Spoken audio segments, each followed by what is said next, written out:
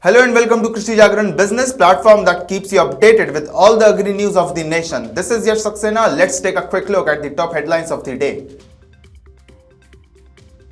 Union budget leaves farmers disappointed as no increase in PM-Kisan payouts announced. District level Krushi Mahotsav and farm machinery Mela Kickstarts in Raygada today. In another inflation shock to people's pocket, Amul increases milk prices by 3 rupees per litre. SIMFED and Government of Assam Kickstart India's biggest trade fair on organic products in Assam today. PM-Awas Yojana allocation increased by 66% to 79,000 crore rupees. Yara International, world's leading crop nutrition company, released its first India sustainability report. Here to distribute pheromone-based biological crop protection solutions from M2I Group. GRM oversees signs MoU with Harvesting India Private Limited. FCI offers 2.2 million tons of wheat for sale in open market. NABARD projects credit potential of 34,082 crore rupees under priority sector for Jammu and Kashmir. Workshop on mainstreaming of gender in Agri Infrastructure Fund and MP Farm Gate app held in Bhopal. APEDA organizes virtual buyer-seller meet to tap millet export opportunities in UAE. Ministry of Housing and Urban Affairs signs MoU to develop waste-to-health plants in million-plus cities. Veterinary Fisheries Research Council need of the hour, says Guru Angad Dev Veterinary and Animal Sciences University Vice Chancellor. Delhi wakes up to bright sunny morning, bids farewell to cold waves. Now the news in detail. Farmers expressed dissatisfaction with the new union budget on Thursday, claiming that the government ignored a widely anticipated increase in income support under the PM-Kisan program, a proposal discussed during the budget's preparations. According to several farm activists, the government primarily focuses on agri-tech, while the most pressing issue for farmers is the lack of good prices for their produce. They also questioned cuts in overall spending for a sector that has remained stable, supporting the broader economy despite the pandemic's shocks. According to data from the Annual Economic Survey of 2022 to 23, the agriculture sector, the country's largest employer, has grown at an average annual rate of 4.6% over the last 6 years. The sector expanded by 3% in 2021 to 2022 compared to 3.3% in 2020 to 21, both of which are respectable rates of growth. India has also emerged as a net exporter of agricultural products, reaching an all-time high of $50.2 billion in 2021 to 22. The wait is over. The most awaited district-level Krushi Mahotsav and Farm Machinery Mela at the GCD High School, Raygada, Odisha, has started today. The fair started with enthusiasm with the objective to provide agricultural machinery and equipment to the farmers at reasonable prices. This fair will run from today till February 6th. At the fair, many dignitaries will attend and enlighten the farmers about the farming equipment which will help the farmers in the field of agriculture. Amongst them, Swadha Dev Singh, District Collector of Raygada, also addressed the event today. This fair is being organized by Raygada District Administration, in which Krishi Jagran is a media partner. Your budgets are in danger as the Gujarat Cooperative Milk Marketing Federation, which owns the Amul brand, has raised milk prices by 3 rupees per litre. The milk brand said in a statement, "We would like to inform you that the price of Amul pouch milk has been revised upwards with effect from February 2, 2023 night dispatch. Following the revision, now Amul Gold will cost 66 rupees per litre, Amul Taza will cost 54 rupees per litre, Amul Cow Milk will cost 56 rupees per litre, and Amul A2 Buffalo Milk will cost 70 rupees per litre. The corporation last raised the prices of Amul Gold and Buffalo Milk by 2 rupees per litre across all markets except Gujarat in October last year. The first Expo on Organic Northeast 2023 kick-started today in Khanpara, Guwahati, and will go on till February 5th, 2023. The event is organized by the Government of Assam in association with SIMFED, with Krishi Jagran as the media partner. This will include a high-quality exhibition from leading companies in naturals, organics and exports, as well as agri-businesses, B2B meetings, B2C events, international and domestic buyer delegations, an international conference, farmers workshop and government department pavilions. This event will act as a platform where farmers will be able to directly network with businesses across the globe.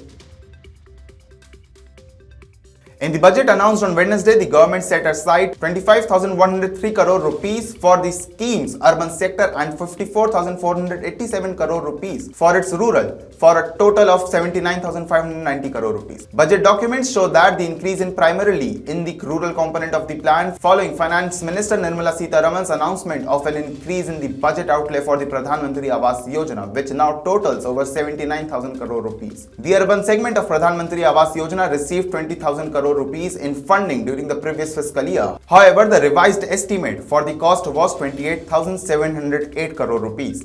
The Pradhan Mantri Awas Yojana urban budgetary allocation for 2023 to 24 is almost 12% less than the updated projection from the previous year. The updated estimate for the scheme's rural modules cost was 48,422 crore rupees, but twice as much as the initial allotment of 20,000 crore rupees. Yara India, part of Norwegian multinational Yara International, the world's leading crop nutrition company and a provider of agricultural, industrial and environmental solutions, announced the release of its first India Sustainability Report. The report describes Yara's approach to enhancing the sustainability of its business processes in India and progress towards change. The Sustainability Report centers on the 5C approach to sustainability at Yara: commit, channelize, care, concern and contribute. The event was graced by the presence of Sanjeev Kanwar, Managing Director at Yara South Asia, and many other senior dignitaries from Yara International. Look what Sanjeev Kanwar, Managing Director of Yara South Asia, said to the participants at the event. 40% of India's children are showing signs of zinc deficiency. All of us are just coming out of the COVID.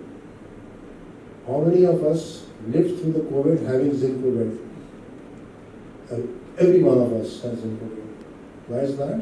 Because we have weak immunity systems. Because we don't have zinc in our food. The starting point of food is soil.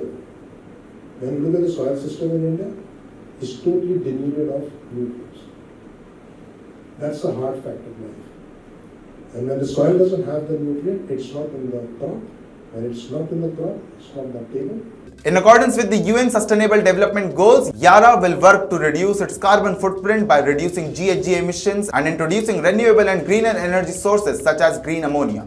The company plans to broaden its social impact by investing more in nation building and community development. Till now, Yara India has reached 11.89 million farmers digitally and positively impacted the lives of 68,000 members of the farmer fraternity through its partnerships with more than 125 FPOs across 13 states.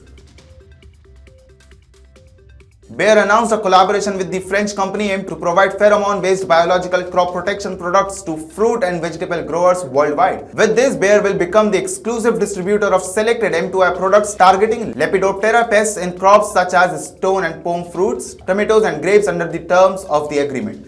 Bayer is a multinational corporation with a core competencies in the life sciences of healthcare and nutrition. Its products and services are intended to help people and the planet thrive by assisting efforts to address the major challenges posed by the world's growing and aging population. M2I's expertise in pheromone crop protection has enabled the company to use biomimicry to develop innovative pest fighting methods that attract and traps pests or disrupts mating behaviors. These integrated pest management products ensure that the pest populations are kept under control. GRM Overseas Limited has signed an MoU with Harvesting India Private Limited in Panipat recently. The MoU aims at the promotion and marketing of 10x goods produced by GRM Overseas Limited, making these products more accessible to farmers. By signing an MoU with Harvesting India Private Limited that works with farmers throughout the crop life cycle to help them receive better pricing for their products and lower farm inputs cost, GRM Overseas Limited is one of India's top exporters of basmati rice and consumer staples company, has made its first step into agrotech field. Additionally, Harvesting India Private Limited provides farmers with marketing, financial and technological support. In accordance with the terms of the agreement, Harvesting India Private Limited will purchase up to 20,000 metric tons of paddy, 12,000 metric tons of wheat and 5,000 metric tons of mustard on behalf of GRM in 2023. HFN will market and sell GRM goods under the brand name 10X on its online platform for direct consumer sales. HFN will also place the 10X items at their PM-Kisan centers, which are aimed at farmers and villagers. This will help GRM increase the value of its brand in rural areas. On the first day of e-auction held in 22 states on Wednesday, the Food Corporation of India sold 8.8 lakh tons of wheat to bulk consumers. FCI offered 2.2 million tons of food grain from its 2.5 million tons central pool stock for sale under its open market sale scheme to increase domestic availability and keep wheat prices stable. Food Corporation of India offered 22 lakh metric tons out of 25 lakh metric tons wheat stock earmarked for e-auction wheat from the central pool stocks to the market through various routes under the open market sale scheme in the first e-auction on February 1st, 2023, said a statement from Ministry of Consumer Affairs and Food and Public Distribution. According to the ministry, more than 1100 bidders have registered for the e-auction, which will take place in Rajasthan on Thursday. Every Wednesday until March 15, there will be an e-auction. The National Bank for Agriculture and Rural Development has estimated a credit potential of 34,082 crore rupees for Jammu and Kashmir's priority sector in 2023 to 24. The NABARD Credit Seminar was inaugurated by Additional Chief Secretary, Agriculture Production Department Atal Dulu in the presence of Regional Director RBI Kamal P. Patnaik. In his keynote address, Dulu praised the approach used to finalize the UT's focus paper. He emphasized the issues identified for the development of Jammu and Kashmir economy and urged all stakeholders to work together to realize the credit potential outlined in the UT focus paper for 2023 to 24. He also praised NABARD's 41-year contribution to the nation and Jammu and Kashmir for facilitating credit flow to agriculture and allied sectors, infrastructure financing and various development interventions to bring prosperity to rural areas. Dulu also emphasized the importance of public administrative and financial institutions working together to overcome obstacles to UT's growth. A one-day workshop on the Madhya Pradesh Farm Gate App and Agriculture Infrastructure Fund AIF was held at Norhanna Administrative Academy, Bhopal in honor of India's G20 presidency under the theme One Earth, One Family, One Future, with the goal of encouraging a sense of global unity and boosting the participation of women in agriculture. The main goal of this workshop was to increase the representation of women in the MP, Farm Gate and Agriculture Infrastructure Fund. In his video message, Madhya Pradesh Agriculture Minister Kamal Patel expressed his appreciation for the AIF scheme and the MP Farm Gate app. The workshop drew approximately 200 people. The Agriculture Infrastructure Fund scheme was introduced to workshop participants.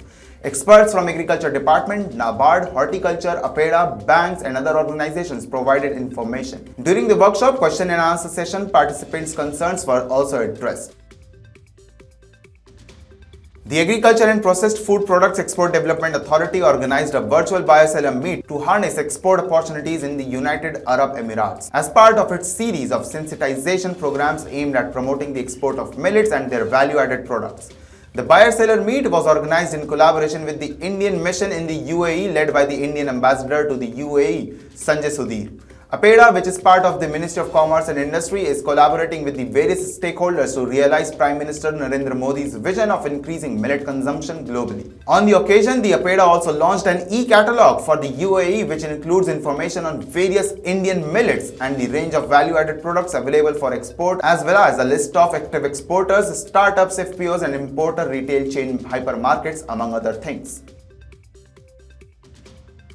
Under the Govardhan scheme for promoting a circular economy, 500 new waste to wealth plants will be established in the green growth segment. At a total investment of 10,000 crore rupees, these will include 200 compressed biogas plants, 75 in urban areas and 300 community or cluster-based plants. The Ministry of Housing and Urban Affairs signed a MoU with Engineers India Limited to develop waste-to-energy and biomethanation projects in the cities with population of 1 million or more as part of Green Growth Agenda. Rupa Mishra, Joint Secretary of SBMU and Mission Director of Ministry of Housing and Urban Affairs, and R. Kerati, Executive Director of EIL, signed the MoU in the presence of Manoj Joshi, Secretary of MoHUA, and Vartika Shukla, CM and MD of EIL. The emphasis on sustainable solid waste management has been boosted by the Swachh Bharat Mission Urban 2.0 with the overall goal of creating garbage-free cities. The announcement of an 11% increase in agriculture credit target to 20 lakh crore has given animal husbandry experts reason to smile, as they were expecting the last budget of the Bharatiya Janata Party regime before the election to be pro-farmers. Indrajit Singh, Vice Chancellor of Guru Angad Dev Veterinary and Animal Sciences University, said it is a welcome step to see government's increasing emphasis on animal husbandry, dairy and fisheries sector with somewhat increased allocation over last year in absolute terms, through as proportion of overall budget sector allocation has seen a slight decline. Given such treatment, there is a need to establish a separate Indian Council of Veterinary and Fisheries Research to support the new FAHD ministry at the central level.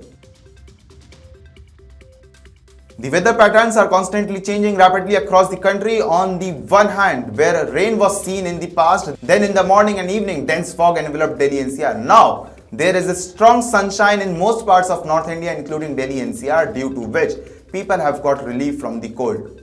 At the beginning of February, there is an increase in the temperature in North India. According to Meteorological Department, the condition of the weather is going to remain the same in coming days. The Meteorological Department has not expressed any possibility of the return of cold waves in its forecast. In such a situation, it would not be wrong to say that now the severe cold has bid farewell. It was sunny in most areas of Delhi NCR on Friday. The maximum temperature here is expected to be around 24 degrees Celsius and the minimum temperature is expected to be 10 degrees Celsius. The weather will be clear here for the coming week and there will be an increase in the temperature. However, on Saturday, the Meteorological Department expressed the possibility of strong winds.